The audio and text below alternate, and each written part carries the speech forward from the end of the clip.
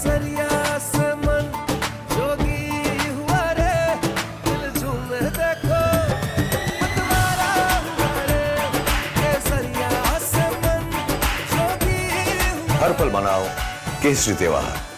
विमल, बोलो जुबान केसरी।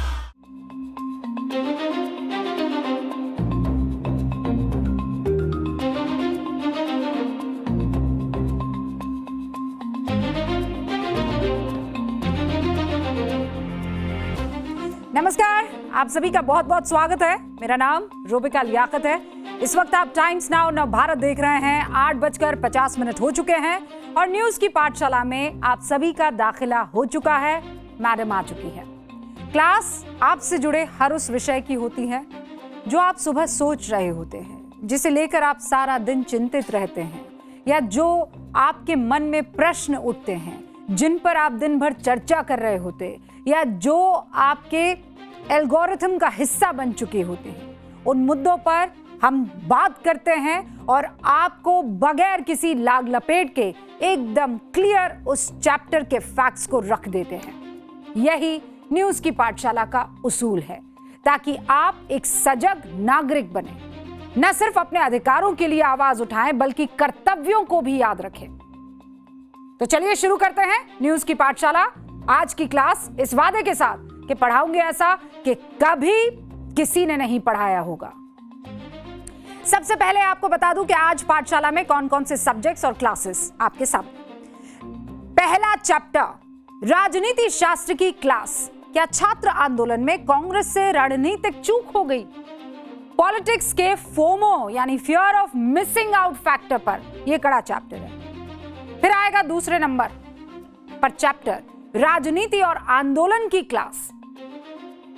देश के बच्चे लाठी खाए, हमारे बच्चे लाठी खाए और तुम बर्गर, ये नहीं चलेगा। आंदोलनकारी और आंदोलन जीवी में फर्क बताने वाला यह चैप्टर है।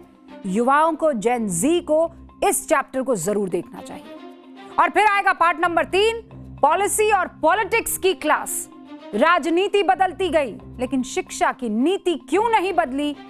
सारी जड़ फसाद वही तो है। शिक्षा पर सरकारों की नीयत की पड़ताल करने वाला यह बहुत महत्वपूर्ण चैप्टर नंबर 3। और फिर आएगा चैप्टर नंबर 4, इंटरनेशनल रिलेशन की क्लास। ईरान के महतबाही के लिए ट्रंप अपने सैनिक कैसे उतार देंगे? प्लान की घंटी बजने से पहले ही होमवर्क कैसे लीक हो गया है, आप जानेंगे। और अंत में हमारा स्पेशल सेगमेंट, जिसे आप आजकल बड़ा पसंद कर रहे हैं, सोचा है कभी, जिसमें आपको बताएंगे तेलंगाना में एक शिव मंदिर है। यहां 24 घंटे परछाई स्थिर रहती है, बदलती नहीं है, पोजीशन चेंज नहीं होती है। तो दिन भर के रिवीजन के बाद पाठशाला में पहली क्लास, जिसमें बात करेंगे राहुल गांधी की लाइट कैमरा एक्शन से भरपूर जबरदस्त एंट्री की, जिसे विपक्ष राहुल गांधी का फ्लॉप शो बता रहा है। विपक्ष के नेताओं को लगता है कि महफिल जमाई कॉकरोच जनता पार्टी ने, माहौल बनाया सोनम वांगचुक के अनशन ने, लेकिन वाहवाही लूट की तैयारी कर रहे हैं राहुल गांधी कैसे? ये सवाल इसलिए भी उठ रहे हैं क्योंकि विपक्ष को ये लगता है कि जो राहुल गांधी 30 दिन की छुट्टी के बाद जंतर मंतर जाने के बजाय देहरादून चले गए, जो राहुल गांधी सोनम वांगचुक के मंच पर चढ़ने के बजाय छात्रों की गूंज वाले कार्यक्रम में जाना उचित समझते हैं, जो राहुल गांधी कल छात्रों पर हो रहे पुलिस एक्शन के विरोध में खड़े होने के बजाय नो कमेंट्स कहना पसंद करते हैं, आज प्रधानमंत्री आवास के सामने जाकर कैसे बैठ गए? क्या उस राहुल गांधी ने यह साबित नहीं कर दिया कि आंदोलन की स्क्रिप्ट किसी और ने लिखी, सेट किसी और ने लगाया, भीड़ किसी और ने जुटाई, लेकिन क्लाइमैक्स का सीन शूट करने बिल्कुल प्राइम लोकेशन पर पहुंच गए कौन? खुद राहुल गांधी।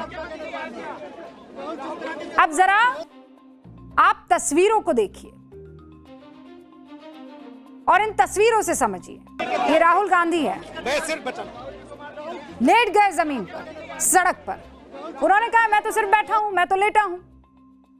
आज कैमरा सिर्फ और सिर्फ एक ही जगह अपना फोकस लगाए हुए था और वो फोकस था एलओपी के इस किरदार पर, जहां वो ये कह रहे थे बच्चों पर लाठीचार्ज हुई, हमें बताइए क्यों हुई, इसका जिम्मेदार कौन है। मतलब एक तरफ सोनम वांगचुक है जो अपनी मांगों को लेकर अनशन पर बैठे हैं, अपनी सेहत को दांव पर लगा रहे हैं, अस्पताल में हैं।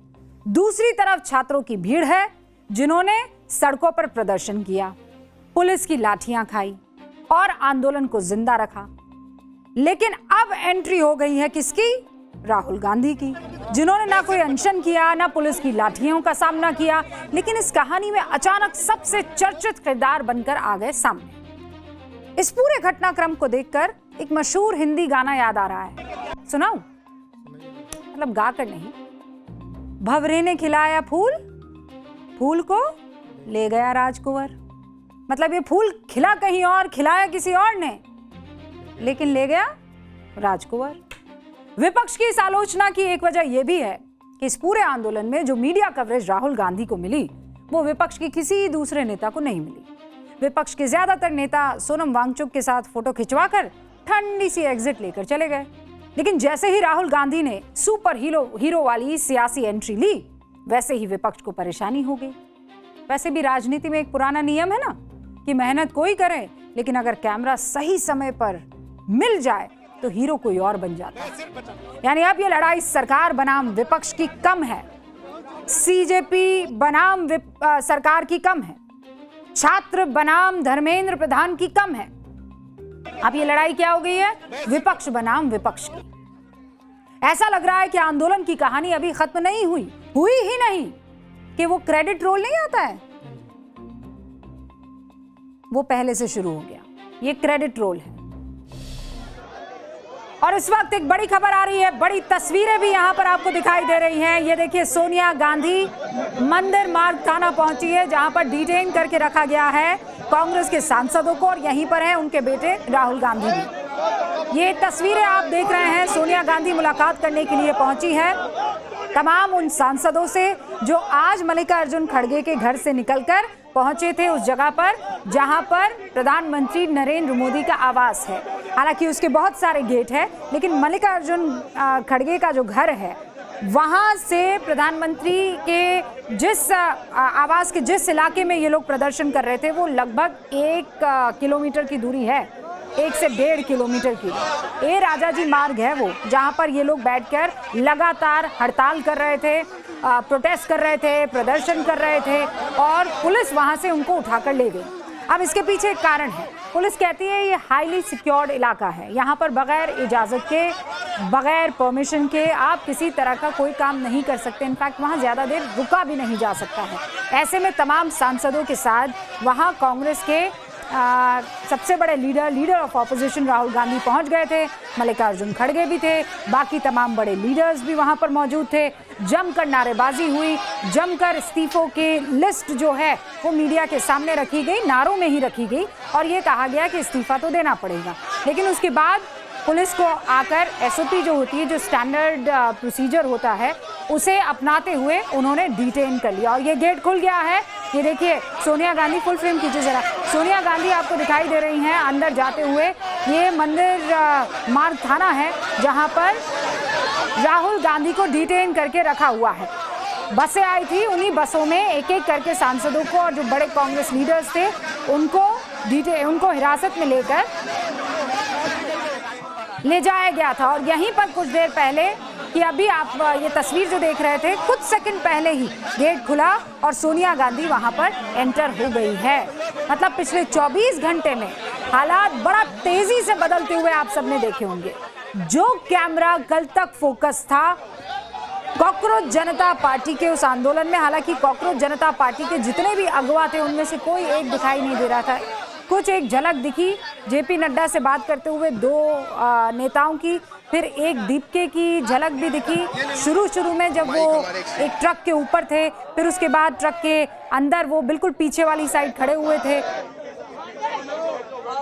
लेकिन आज जो तस्वीर आ रही है वो सिर्फ और सिर्फ कांग्रेस के प्रोटेस्ट की अलग अलग इलाकों से। रंजीता मेरी सहयोगी इस वक्त जुड़ चुकी है, जरा उनका रुख करते हैं। रंजीता, कुछ देर पहले की तस्वीर जहां सोनिया गांधी मुलाकात करने के लिए पहुंची राहुल गांधी और बाकी तमाम सांसदों, कांग्रेस के बड़े नेताओं से, क्या राहुल गांधी को आज डिटेन करके रखा जाएगा या उनको जल्दी छोड़ दिया जाएगा? रूबिका, देखिए, जो कांग्रेस के सांसद हैं उन सभी को अलग अलग बसों में डिटेन किया गया था। कुछ सांसद मंदिर मार्ग थाने में है, जिसमें प्रियंका गांधी है, जहां अभी सोनिया गांधी पहुंची हुई है। जो हमारे सूत्र बता रहे हैं कि उनको अंदर नहीं जाने दिया जा रहा है, ना तो मिलने दिया जा रहा है सांसदों से और ना ही बातचीत करने की इजाजत दी जा रही है। दूसरी जगह राहुल गांधी और अखिलेश यादव जो है वो छत्रसाल स्टेडियम जो थाने है वहां उनको डिटेन करके रखा गया है। वहीं तीसरी जगह कई सांसद ऐसे हैं जिनको किंग्सवे कैंप जो है उस थाने में डिटेन करके रखा गया। तो 3 जगहों पर, अलग अलग जगहों पर तमाम सांसदों को रखा गया है। सोनिया गांधी के पहुंचने के बाद लगातार ये कोशिश की जा रही है कि उन्हें थाने में अंदर जो है वो जाने की इजाजत दी जाए, वो बातचीत कर सके अपने एमपी से, लेकिन अभी तक उन्हें अंदर नहीं जाने दिया गया है। अरे रंजीता, हमने देखा दरवाजा खुला था, वो अंदर या तो शायद प्रीमाइसेस में एंटर हुई और अभी तक मुलाकात नहीं कर पाई, लेकिन अंदर एंटर तो एक गेट खुलता हुआ हमने देखा है। आप भी तो वहीं पर मौजूद थे, देखा होगा आपने। देखिए रूबिका, क्योंकि जो भीड़ भाड़ है, गाड़ी उनकी पहुंचती है, क्योंकि उससे पहले उनको ये कहा जाता है, जो हमारे कांग्रेस के जो एमपी से बात हो पाई कि उनको पहले कुछ सांसदों ने ये कहा कि आप वहां मत जाइए, वहां काफी भीड़ है और वहां जाना आपके लिए भी बेहतर नहीं होगा। लेकिन उसके बावजूद भी सोनिया गांधी वहां पहुंची है। जो कांग्रेस के एक एमपी है जिनसे हमारी लगातार बात हो रही है, वो कह रहे थे कि उनको अंदर नहीं जाने दिया जा रहा है, उनसे बातचीत करने की कोशिश वो कर रही है। अभी ताजा तस्वीर जो है वो निकल कर सामने नहीं आ पाई है, लेकिन हम अपने स्क्रीन पर लगातार दिखा रहे हैं कि किस तरह से आज कांग्रेस का ये जोरदार प्रदर्शन जो है वो चला। अखिलेश यादव उस प्रदर्शन में आए, सुप्रिया सुले इस प्रदर्शन में शामिल हुई और सीधे तौर पर तमाम जो नेता थे उनका एक ही कहना था कि शिक्षा मंत्री का इस्तीफा हो, उसके बाद हम संसद में चर्चा के लिए तैयार होंगे। ओके रंजीता, नजर बनाए रखिएगा। जरा तस्वीरें हम दर्शकों को बता दें एक बार फिर से। देखिए, एक आपको ग्रिल वाला ये गेट दिखाई दे रहा होगा। इस गेट के उस पार जो है कांग्रेस के एमपीज और राहुल गांधी को रखा गया है डिटेन करके, हिरासत में लेकर, और उसकी इस तरफ उनकी माताजी आपको दिखाई दे रही है, यानी सीनियर लीडर कांग्रेस की सोनिया गांधी, जो अंदर जाने के लिए इंतजार कर रही हैं और वो शायद किसी से बात करना चाहती हैं और उसके बाद अंदर से शायद कुछ ऑर्डर आते हैं या उनको कुछ निर्देश दिए जाते हैं और उसके बाद गेट थोड़ा सा खुलता है और सोनिया गांधी फिर अंदर जाती हुई आपको दिखाई देंगी अभी कुछ देर में। हालांकि उनको मिलने दिया जा रहा है कि नहीं मिलने दिया जा रहा है, उन्होंने कोई बात की कि नहीं की, ये तो कुछ ही मिनटों पहले की तस्वीर है, इसीलिए ये क्लैरिटी नहीं आई है। ये देखिए, जब गाड़ी से उतरकर बार बार उनको ये एडवाइस किया जा रहा था कि सोनिया जी आप वहां पर मत जाइए क्योंकि बहुत भीड़ है, वहां पर जमकर विरोध प्रदर्शन कर रहे हैं, हमारे ही अपने नेता हैं, पर आप वहां पर मत जाइए। लेकिन सोनिया गांधी चाहती थी कि वो जाकर अपने तमाम एमपी से और सीनियर लीडर से मुलाकात करके आए, जिनको आज डिटेन किया गया है। मल्लिकार्जुन खड़गे का आज बर्थडे, और ये कहा गया कि आज जितने भी कांग्रेस के एमपी हैं वो मल्लिकार्जुन खड़गे के घर पर इकट्ठा होंगे, सिर्फ एक दूसरे को बधाई देने के लिए, मल्लिकार्जुन खड़गे को बधाई देने के लिए। लेकिन वो लोग वहां पर इकट्ठा होते हैं और उसके बाद वहां से पैदल मार्च करते हैं, ए राजा मार्ग की तरफ जाते हैं, जहां प्रधानमंत्री नरेंद्र मोदी का निवास है आधिकारिक, और वहीं उस इलाके में ये लोग विरोध प्रदर्शन शुरू करते हैं। फिर पुलिस डिटेन करके उनको अलग अलग थानों में ले जाती है। ये जो तस्वीर आपको दिखाई दे रही है, ये मंदिर मार्ग थाने की तस्वीर है। तो ये तो लाइव तस्वीरें थी, लेकिन पिछले 24 घंटे में हालात इतनी तेजी से बदले हैं हुक्म कि आप समझ ही नहीं पाए होंगे। राहुल गांधी को सीजेपी के प्रोटेस्ट में सरकार को घेरने का जबरदस्त मौका दिखा और वो एक्टिव भी हो गए, और एक्टिव भी अचानक हुए। मतलब कल उनसे कह कहकर पूछ कर थक गए, लेकिन नो कमेंट्स वाली बात आई। कल यानी 20 जुलाई को सुबह करीब 11 बजे पार्लियामेंट के अंदर जाते हुए राहुल गांधी ने सीजेपी के संसद मार्च समेत कई सवालों पर क्या कहा? No comment. इस पर मैं कमेंट नहीं करूंगा। मतलब तब राहुल गांधी कुछ भी बोलना नहीं चाहते थे, लेकिन शाम होते होते राहुल जी का मूड बदला। शाम करीब 6:30 बजे राहुल गांधी ने एक वीडियो पोस्ट किया इंस्टा पर। उन्होंने छात्रों पर हुए लाठीचार्ज को लेकर सरकार को घेरा, और आज सुबह Rahul Gandhi full active mode में संसद पहुंचे, सीधे लोकसभा स्पीकर से मुलाकात की, स्पीकर से लोकसभा में छात्रों पर हुए लाठीचार्ज के मुद्दे पर चर्चा की मांग की, और फिर आई दोपहर। राहुल गांधी पीएम आवास के बाहर जाकर धरना प्रदर्शन करने लगे। उनका इस्तीफा मांगना उन्होंने शुरू कर दिया। पीएम आवास के बाहर प्रदर्शन के दौरान राहुल गांधी और मल्लिकार्जुन खड़गे ने हाथों में सांकेतिक हथकड़ी लगाकर हाथ उठाकर यह दिखाया कि हम विरोध प्रदर्शन कर रहे हैं, चाहे कुछ हो जाए, आप बांध दो हमारे हाथ, लेकिन हम नहीं रुकेंगे। प्रियंका गांधी समेत कई कांग्रेस नेता पीएम आवास के सामने धरने पर बैठ गए, नारेबाजी करने लगे। सुनिए।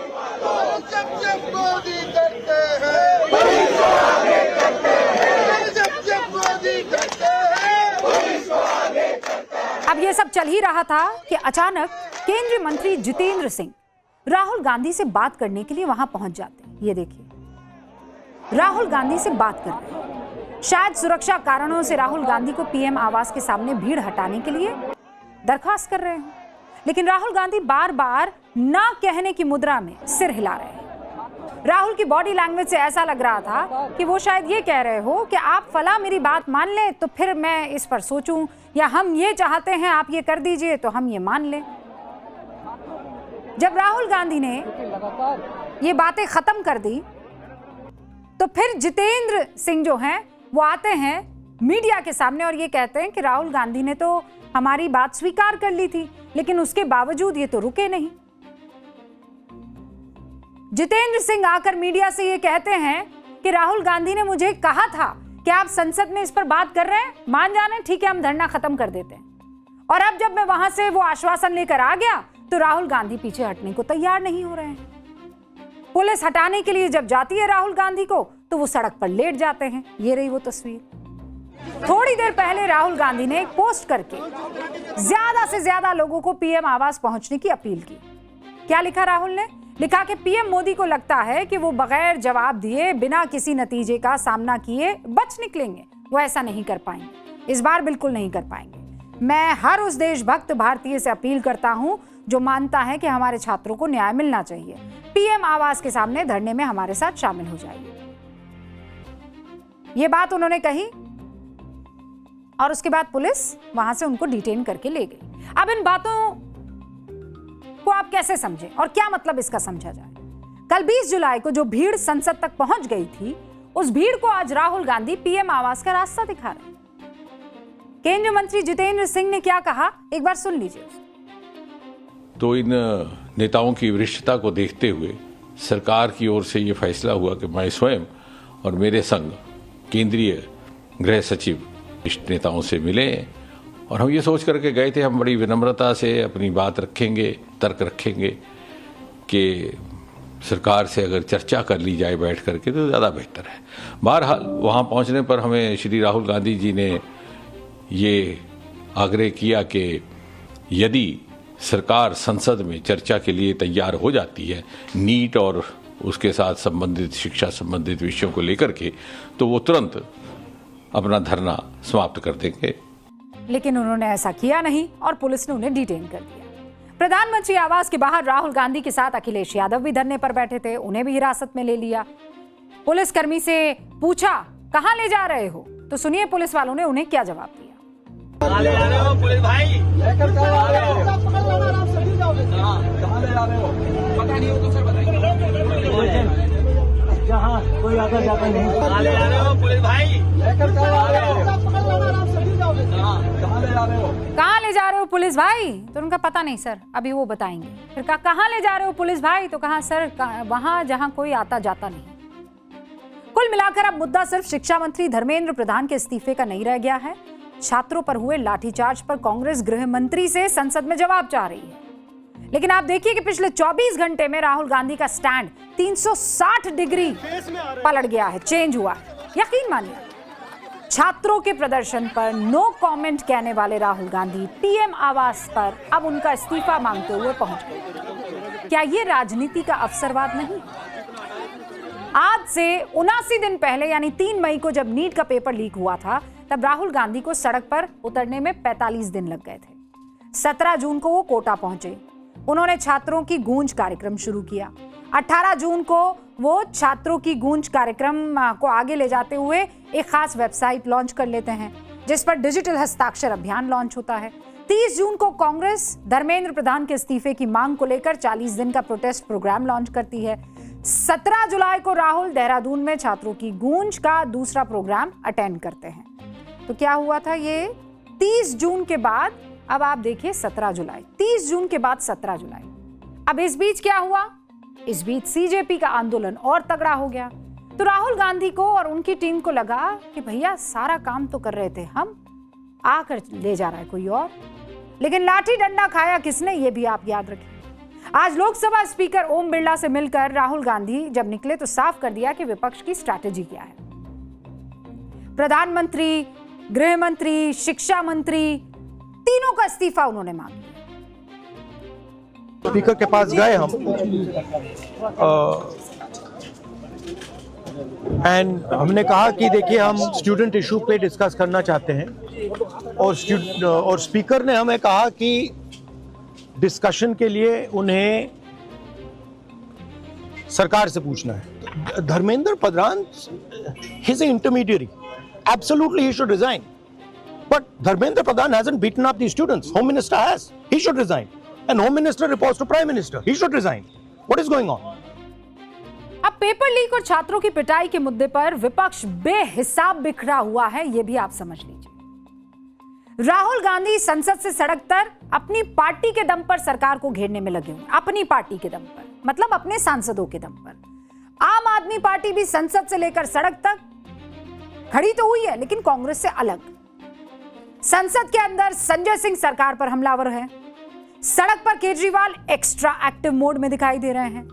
उधर शरद पवार की एनसीपी सीजेपी के साथ दिखाई दे रही हैं। ये देखिए आप, उनकी बेटी जो है सुबह से उनके साथ, और खुद शरद पवार गए उनसे मुलाकात करने के लिए सुप्रिया सूले के साथ जंतर मंतर पर। अभिजीत दीपके से मुलाकात की है। मतलब पेपर लीक मामले में जितना हल्ला हंगामा मचा हुआ है, राजनीतिक दलों में उसकी क्रेडिट को लेकर ज्यादा हल्ला हंगामा है।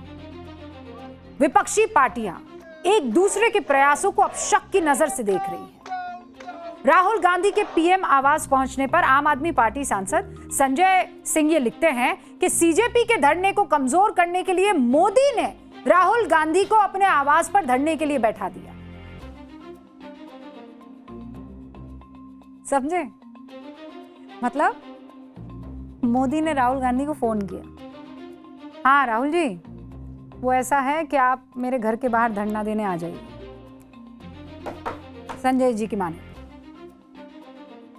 संजय जी ने जो नहीं कहा वो दिल्ली के पूर्व मुख्यमंत्री आतिशी ने कह दिया। और सवाल कर रही हैं वो, क्या सवाल कर रही हैं? जो दिल्ली पुलिस सीजेपी को संसद की तरफ 100 मीटर भी नहीं बढ़ने दे रही थी, राहुल गांधी को पीएम आवास के ठीक बाहर तक पहुंचा देती है। क्या हमें इस बात का कोई और सबूत चाहिए कि कांग्रेस और बीजेपी एक ही है? आम आदमी पार्टी नेताओं की इस तिलमिलाहट को कांग्रेस नेता श्रीनिवास बीवी ये कहकर थोड़ा और बढ़ा देते हैं, आपको काहे धुआं लग रहा है? आपको धुआं, आपके धुआं क्यों निकल रहा है? अरे हुक्म, राजनीतिक कल्पना की भी एक सीमा होती है। राहुल गांधी नेता प्रतिपक्ष है, यानी सत्ता पक्ष के विरोध की सबसे मुखर आवाज। और लोकतंत्र में क्या कभी सत्ता पक्ष और मुख्य विपक्ष के बीच में कोई दोस्ती हो सकती है? लेकिन आम आदमी पार्टी की माने तो राहुल गांधी भी पीएम मोदी के इशारे पर लगे हुए हैं काम करने को। ये सब मिले हुए हैं जी। इससे पहले आज सुबह संसद में भी जोरदार हंगामा हुआ, दोनों सदनों को स्थगित करना पड़ा। मॉनसून सत्र के 2 दिन के कार्रवाई जो है वो हंगामे की भेंट चढ़ गई। कांग्रेस के तेवर देखकर यह साफ लग रहा है कि अब कई दिनों तक संसद की कार्रवाई इसी तरीके से बर्बाद हुई।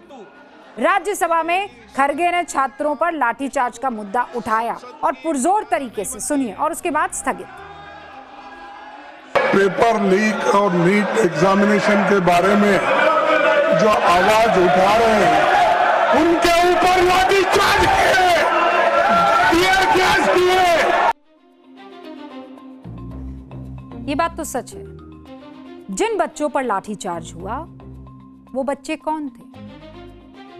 वो आपके और हमारे बच्चे थे। वो जो मासूम चेहरे आपको अलग अलग मीडिया प्लेटफॉर्म पर, चैनलों पर, यूट्यूब पर, फेसबुक पर, इंस्टा पर, ट्विटर पर दिखाई दे रहे हैं लाठी खाते हुए, वो बच्चे असल में कई ऐसे चेहरे हैं जिनकी बात सुनकर, इंस्टा की वो रीलें देखकर वहां पहुंचे थे कि अब क्रांति का वक्त आ गया है।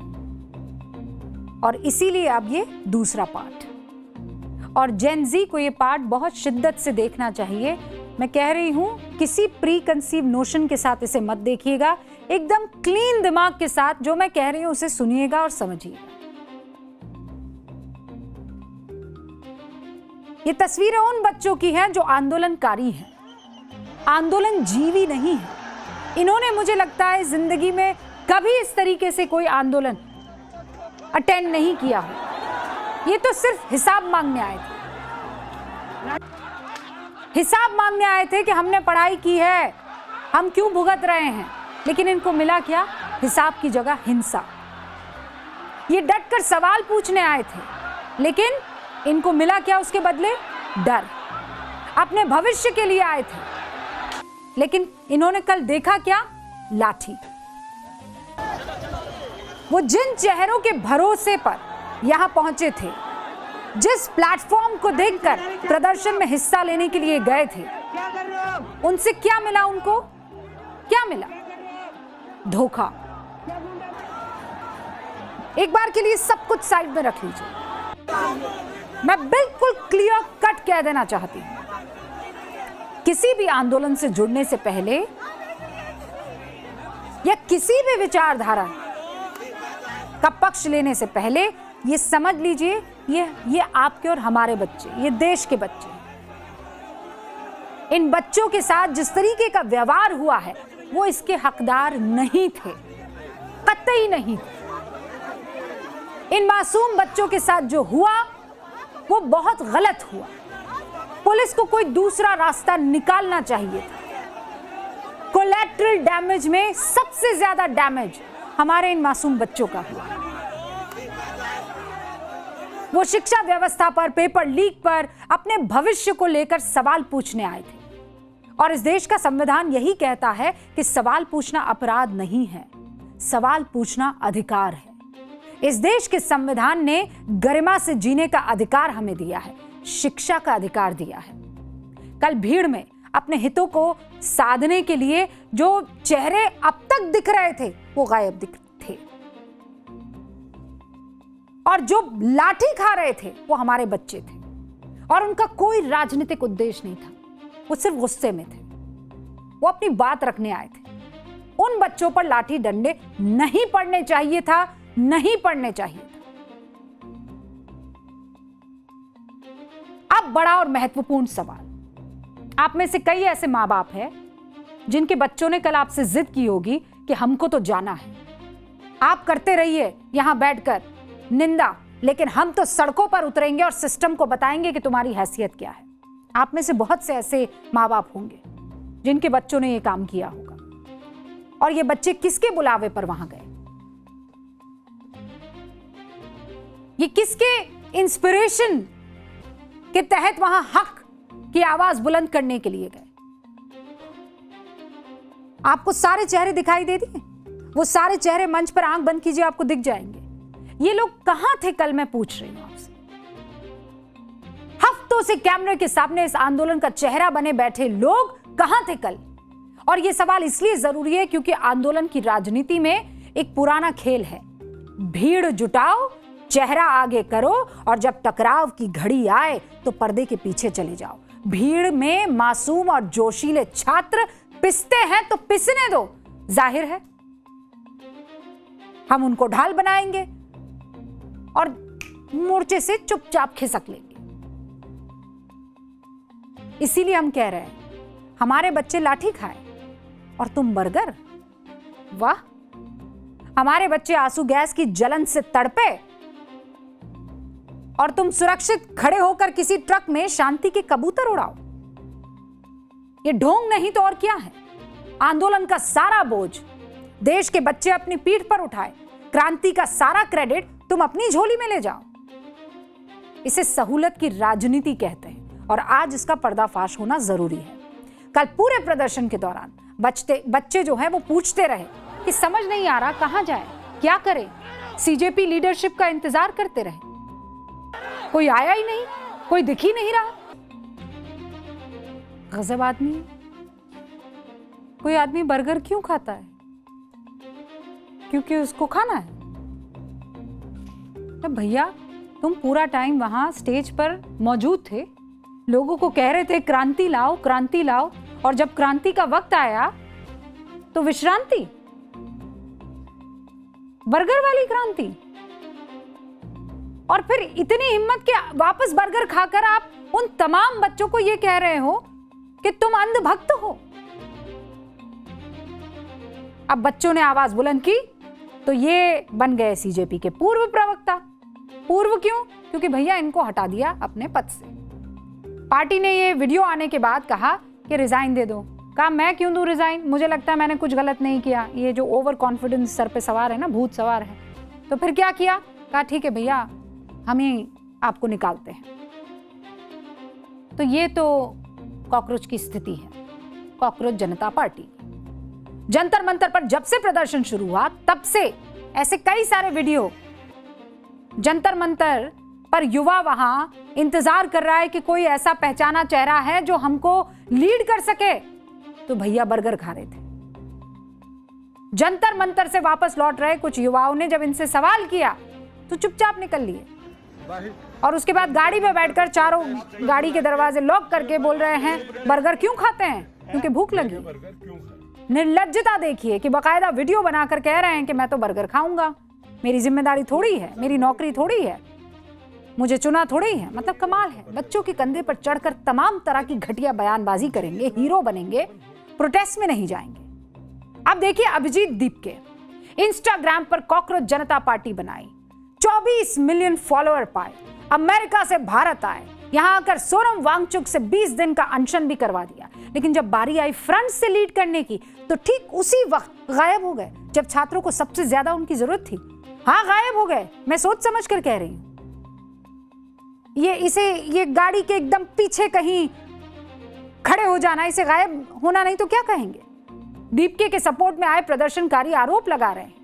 पहले तो उन्होंने खूब नारेबाजी की, लेकिन जब गहमा गहमी की स्थिति बनी तो दीपके ट्रक में चढ़कर गायब हो गए। सौरभ दास, आशुतोष रांका, सीजेपी के ये दो और चेहरे जो कल जेपी नड्डा से मुलाकात करने गए। सुबह 11:50 पर दोनों जेपी नड्डा से पहली बार मिले। 11 बजे जंतर मंतर में प्रदर्शन के दौरान हिंसा शुरू हो गई। शाम 4 बजे इन्होंने याचिका सौंपी और इसी दौरान जंतर मंतर से बवाल और हिंसा की कई तस्वीरें आई। यानी ये भी उस वक्त ग्राउंड जीरो पर मौजूद नहीं थे। इन्होंने कहा हमारे फोन छीन लिए, हमें वहीं बैठा दिया गया, हमें वहां से हिलने ही नहीं दिया।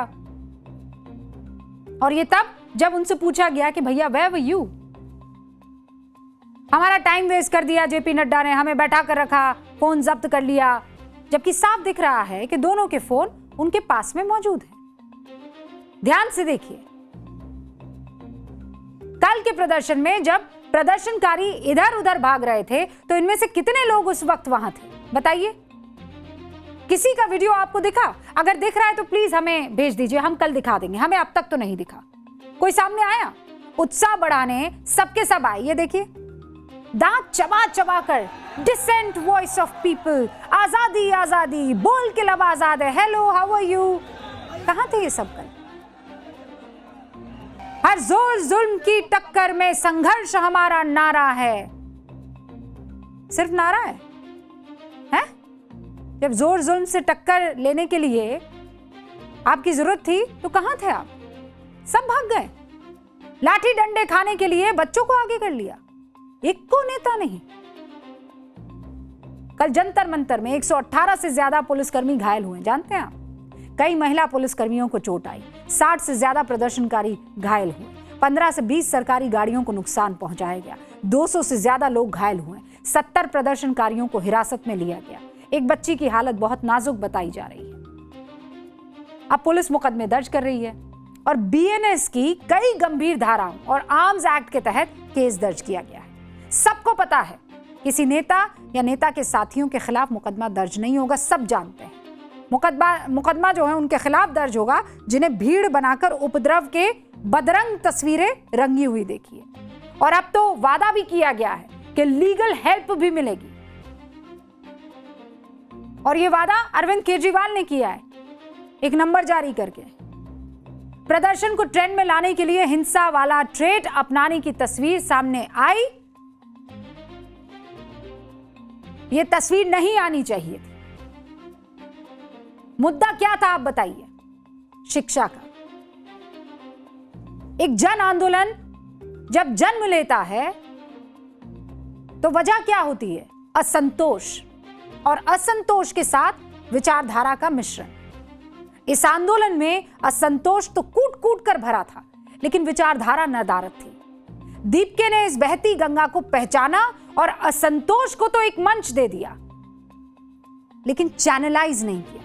यह पूरा आंदोलन शिकायतों का एक ऐसा मेला बनकर रह गया जहां हर नाराज गुट अपना अपना एजेंडा चला रहा था।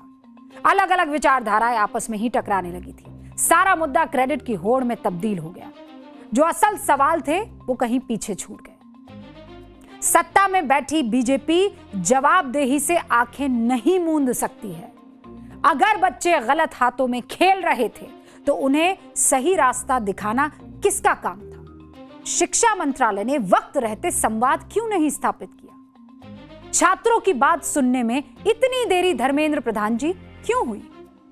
जब देश का युवा पेपर लीक और शिक्षा व्यवस्था पर सवाल उठा रहा था तो उसका समाधान समय रहते क्यों नहीं निकाला गया? देश की शिक्षा व्यवस्था को सही रखने की पहली जिम्मेदारी धर्मेंद्र प्रधान जी बताइए किसकी है? पेपर लीक हुआ, गिरफ्तारियां हुई, एक्शन हुआ, लेकिन बच्चे और उनके मां बाप से संवाद कहां हुआ? किसने किया? बात करनी नहीं चाहिए थी? बात होती रहनी नहीं चाहिए थी? इस्तीफा मांग लेना, दूसरी तरफ इस्तीफा ले लेना, इस्तीफा दे देना, बस यही मामला खत्म। सिस्टम बदल जाएगा।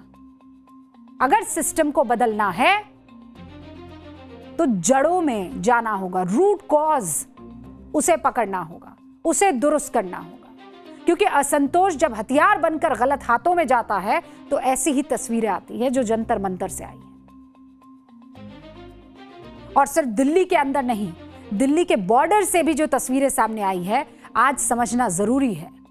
पंजाब, हरियाणा, यूपी, राजस्थान, कई राज्यों के किसानों ने दिल्ली के किसान घाट पर महापंचायत के लिए कूच किया, और जब उन्हें दिल्ली में घुसने नहीं दिया गया तो बॉर्डर से लौट गए। इसलिए क्योंकि उन्होंने जो मांग की थी उस मांग के कुछ बिंदु मान लिए गए हैं। उन्होंने कहा हमें कृषि मंत्री से मुलाकात करनी है। चढ़ूनी जी का बकायदा बयान आया, कहा कि हमने ये मांग की है, हमें मिलने दिया जाएगा कृषि मंत्री से तो हम ये बात मान लेते हैं। लेकिन किसान उस ट्रेड डील के मुद्दे पर दिल्ली में कूच कर रहे थे जो आज तक अभी तक हुई ही नहीं है। उस डील की सच्चाई यह है कि 2 फरवरी 2026 को भारत और अमेरिका के बीच व्यापार समझौते की रूपरेखा की घोषणा की गई। इसके लिए 7 फरवरी 2026 को एक संयुक्त बयान जारी किया गया। बीते 5 महीनों में समझौते की टेबल पर दोनों देश कई बार आए, लेकिन अभी तक दोनों देशों के बीच समझौता फाइनल ड्राफ्ट नहीं हुआ है, सार्वजनिक हुआ ही नहीं है। डील पर मोहर तो बहुत ही दूर की बात है। लेकिन शुक्र इस बात का कि सरकार यहां पर जल्दी से चेत गई। किसानों ने कहा हम कूच कर रहे हैं, तो कहा भैया क्या चाहिए? कहा हमें बात करनी है। तो कहा ठीक है भाई, कृषि मंत्री शिवराज सिंह चौहान से आपकी बात करवा देते हैं। यही तो चाहिए था बच्चों वाले केस में। क्यों देरी कर दी? जो काम जेपी नड्डा आज कर रहे हैं वो तो आज से कुछ दिन पहले भी कर सकते थे। और सच पूछूं तो दिल्ली में जो दंगल चल रहा है वो किस लिए चल रहा है? केंद्र में भारत की शिक्षा नीति है। बहुत ध्यान से इस चैप्टर को सुनिएगा। जंतर मंतर से संसद तक, युवाओं से लेकर विपक्षी नेताओं तक क्या बात कह रहे हैं? क्या कह रहे हैं? क्या कह रहे हैं बताओ? कि पेपर लीक नहीं होना चाहिए, शिक्षा में सुधार होना चाहिए, है ना? पेपर लीक के पीछे एजुकेशन सिस्टम की खामियों को उजागर कर रहे हैं। नेता प्रतिपक्ष राहुल गांधी तो भारत की शिक्षा तंत्र को वसूली तंत्र तक बताने में नहीं चूके हैं। मांग हो रही कि देश के शिक्षा मंत्री धर्मेंद्र प्रधान इस्तीफा दे दें। लेकिन मेरा एक सवाल है, छात्रों की असल समस्या का निदान क्या इतना भर है कि इस्तीफा हो जाए? इस्तीफा चलिए मैं एक बार के लिए मान लूं कि हो जाना चाहिए, लेकिन क्या इससे परेशानी का हल निकल जाएगा? मतलब क्या यह गारंटी है कि धर्मेंद्र प्रधान इस्तीफा देंगे और उसके बाद कभी कोई पेपर लीक नहीं होगा? पेपर लीक बड़ी समस्या है, पता है क्यों? 2009 से 2021 तक इस देश में एक भी शिक्षा मंत्री ने 5 साल का कार्यकाल पूरा नहीं किया। आप जानते हैं ये बात? नहीं। नोट कर लीजिए, 2009 से 2021 तक देश में एक भी शिक्षा मंत्री ने 5 साल का कार्यकाल पूरा नहीं किया है। पेपर लीक फिर भी होता रहा। जुलाई 2021 से देश के शिक्षा मंत्री के पद पर बैठे धर्मेंद्र प्रधान के कार्यकाल में भी पेपर लीक हुए, है ना? यानी परीक्षाओं की जिम्मेदारी संभालने वाली एजेंसियों के अंदर इतनी दीमक घुस चुकी है कि कोई भी शिक्षा मंत्री उस दीमक का सही तरीके से पेस्ट कंट्रोल कर ही नहीं पा रहा। और वक्त के साथ ये दीमक बढ़ती जा रही है, मल्टीप्लाई हो रही है। यानी पेपर लीक की समस्या एक नाकाम सिस्टम का उदाहरण है और इसमें कोई शक नहीं कीजिएगा। सवाल यह है कि पेपर लीक का हल है क्या? राइट? हमारे बच्चों का भविष्य सुरक्षित कैसे होगा? हुक्म, इसका एक समाधान निकालकर आपको दिखाती हूं। एक समाधान है कंप्यूटर बेस्ड परीक्षा। पता है क्यों? क्योंकि जब ऑफलाइन परीक्षा होती है तो प्रश्न पत्र तैयार होते हैं, मतलब सवाल तैयार करने के प्रोसेस में कई शिक्षक शामिल होते हैं। फिर सवालों को ट्रांसपोर्ट के जरिए पूरे देश में अलग अलग सेंटर तक पहुंचाया जाता है। उसमें ट्रांसपोर्ट शामिल रहता है। ये मैं किसकी बात कर रही हूं? जो कंप्यूटर से नहीं होते हैं। फिर क्वेश्चन पेपर कई लोगों के हाथों से होता हुआ बच्चों तक पहुंच जाता है। यानी परीक्षा सेंटर से कई स्टाफ इस प्रक्रिया का हिस्सा होते हैं। जहां पेपर बना और जहां बच्चों के हाथ में आया, उसके बीच बहुत से पड़ाव हैं और लूप होल इन्हीं पड़ावों में है। इनमें से कोई भी कड़ी अगर कमजोर हुई तो पेपर लीक हो गया। ये लीक करने वाला माफिया फौरन उसी कमजोर कड़ी को पकड़ता है और काम शुरू कर देता है। सवाल पहले से ही लीक हो जाते हैं। लेकिन कंप्यूटर बेस्ड यानी ऑनलाइन परीक्षाओं में अलग तस्वीर बनती है। इसमें कोई फिजिकल पेपर नहीं होता। जो प्रश्न तैयार करते हैं उन्हें भी बस सवालों का सेट तैयार करना होता है। फिर कंप्यूटर क्या करता है जानते हैं आप? रैंडमाइज्ड क्वेश्चन सामने डालता है। उसके सीक्वेंस जो है बहुत रैंडम तरीके से रखता है। इससे हर स्टूडेंट को अलग सीक्वेंस में सवाल मिलते हैं। यानी कोई अगर सवाल लीक भी करे तो इसका फायदा ना के बराबर मिलेगा। भारत में ज्यादातर बड़ी परीक्षाएं इसी सीबीटी यानी कंप्यूटर बेस्ड टेस्ट से होने लगी है। क्या है उसे क्या कहते हैं? CBT, computer based test. JEE main, JEE advanced, GATE, CAT, SSC, CGL, IBPS PO, SBI PO, ये जितनी भी परीक्षाएं हैं अब सीबीटी से होती है। यानी पेपर लीक के समाधान के लिए तेजी से टेक्नोलॉजी का सहारा भारत में शुरू हो गया। नीट पेपर लीक के बाद 2027 के इस परीक्षा को भी कंप्यूटर बेस्ड करने का ऐलान हो चुका है। मतलब पेपर लीक की समस्या को खत्म करने का एक ऑप्शन यहां मौजूद है। अब सवाल उठता है कि क्या मोदी सरकार में भारत की शिक्षा व्यवस्था पूरी तरह से चरमरा गई है? क्योंकि विपक्ष तो लगातार यही आरोप लगा रहा है। तो मैं आपके सामने आंकड़े रख देती हूं, आप डिसाइड कीजिएगा, ठीक है? मनमोहन सिंह सरकार के वक्त यानी 2013 से 14 में इस देश में 180 स्टूडेंट पर एक स्कूल हुआ करता था। आज की तारीख में 168 स्टूडेंट के लिए एक स्कूल है। मनमोहन सिंह सरकार के वक्त यानी 2013-14 में इस देश में एक टीचर पर 27 बच्चे थे। आज की तारीख में एक टीचर पर 25 बच्चे हैं। मनमोहन सिंह सरकार के वक्त 56% स्कूलों में बिजली हुआ करती थी। आज ये हो गई है 92%। उस वक्त की सरकार सिर्फ 24.4% स्कूलों में कंप्यूटर की पढ़ाई करवाया करती थी। आज ये हो गई है 64.7%। मनमोहन सिंह सरकार के वक्त सिर्फ 8% स्कूलों में इंटरनेट हुआ करता था। आज ये बढ़कर हो गया है 63.5%। और अंतर कितना है मनमोहन सरकार और कांग्रेस सरकार में? अंतर कितना है? बरसों बरस का है क्या? कितने सालों का है? मनमोहन सिंह सरकार के वक्त 14.9% स्कूलों में स्मार्ट क्लास हुआ करती थी। आज ये दुगनी हो गई है 30.6%। उस वक्त की सरकार, भारत सरकार जो उस वक्त थी, जीडीपी का 3.3% शिक्षा पर खर्च किया करती थी। आज इसे बढ़ाकर 4.6% कर दिया गया है, जबकि इसको होना और ज्यादा चाहिए। मैं ये नहीं कह रही हूं कि ये भरपूर है, अभी तो बहुत कुछ करना बाकी है।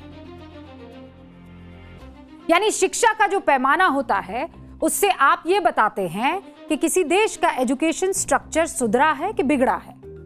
इस पैमाने पर कांग्रेस सरकार के मुकाबले मोदी सरकार में चीजें बेहतर हुई है, बेहतर ही हुई है, परफेक्ट नहीं हुई है, शानदार नहीं हुई है। वो जिसे कहते हैं ना अमेजिंग, वो नहीं हुई है, लेकिन पिछली सरकारों से अभी बेहतर हुई है। अब आप कहेंगे मैडम ये तो इंफ्रास्ट्रक्चर की बात कर दी आपने, शिक्षा प्रणाली भी कोई चीज होती है कि नहीं, उसमें सुधार हुआ कि नहीं हुआ? हुक्म, ये न्यूज की पाठशाला है। हमने आपसे वादा किया है कि पढ़ाएंगे ऐसा जैसा किसी ने कभी नहीं पढ़ाया होगा। आपके मन में भारत की शिक्षा प्रणाली पर सवाल है, उस पर भी जवाब दे देती है।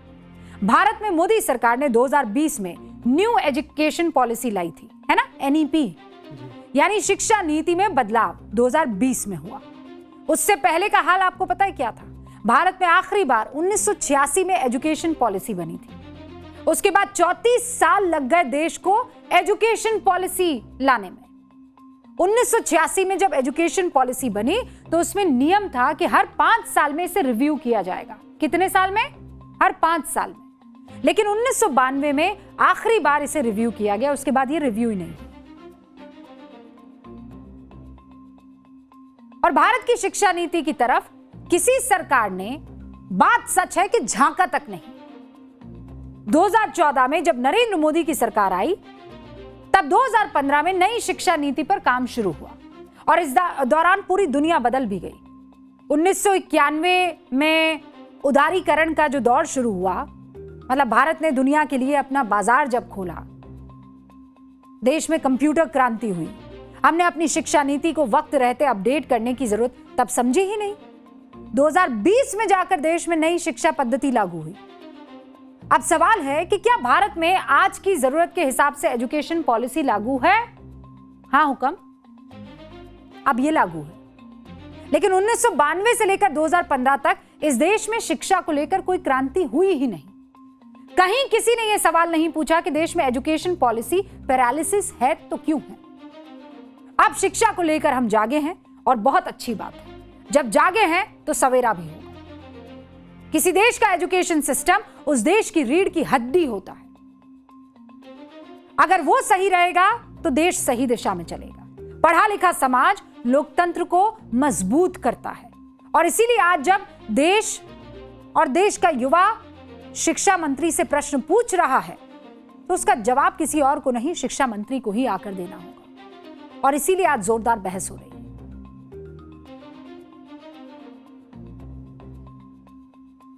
नीतियों को लेकर बार बार ये प्रश्न, अगर इस वक्त एक बड़ी खबर आ गई है, दिल्ली पुलिस की हिरासत से राहुल गांधी छूट गए हैं। छत्रसाल स्टेडियम से राहुल को रिहा कर दिया गया है। प्रियंका गांधी को भी थाने से रिहा कर दिया गया है। मां सोनिया गांधी के साथ प्रियंका गांधी बाहर निकली। अब से कुछ देर पहले हमें ये सूचना मिली है और आपको ये बता दें कि तस्वीरें भी अब आने लगेंगी। सोनिया गांधी कुछ कह रही है, सुनिए। प्रियंका गांधी सुनिए। यूथ है, अच्छा वर्क हो गया एग्जाम्स में, और आप एग्जाम्स में बार बार पेपर लीक हो रहे, बार बार पेपर, और आप स्टूडेंट्स को मार रहे हो। अरे आपने जो दोषी है उनको दोषी है पेपर लीक के लिए, उनको कब आपने पकड़ा है, कब अरेस्ट किया है, कब पीटा है उनको? आप स्टूडेंट्स को अरेस्ट कर रहे हो हॉस्पिटल में, बच्चियां हॉस्पिटल में। तो ये क्या हो रहा है? ये लोकतंत्र है? Right to protest is a fundamental right and no government has the right to suppress that right. This is a democracy. This is a democracy which belongs to the people. It belongs to the youth. Parliament belongs to the youth. We are elected by them. And we cannot continue like this without a discussion. We cannot continue without change. We cannot continue ignoring them.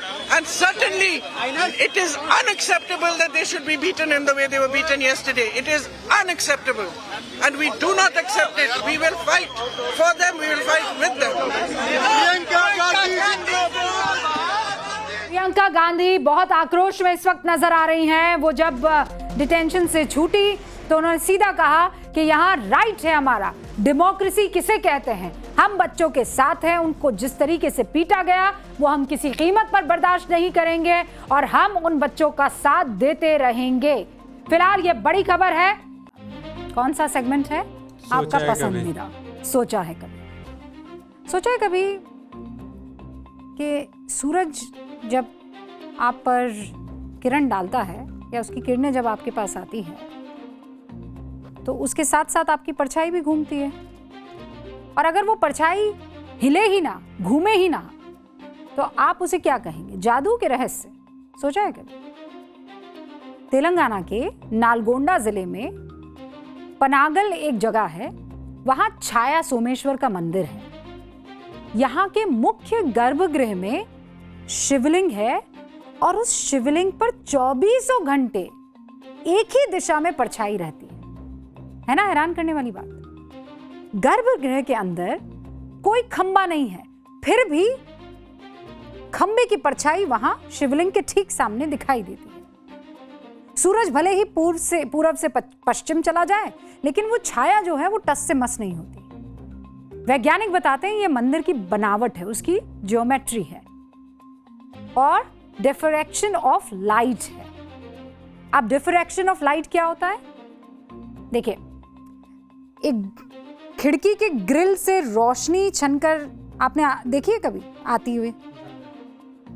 जब रोशनी आती है तो वो थोड़ा मुड़ जाती है, वो सीधी नहीं आती है। इसी को कहते हैं डिफ्रैक्शन ऑफ लाइट।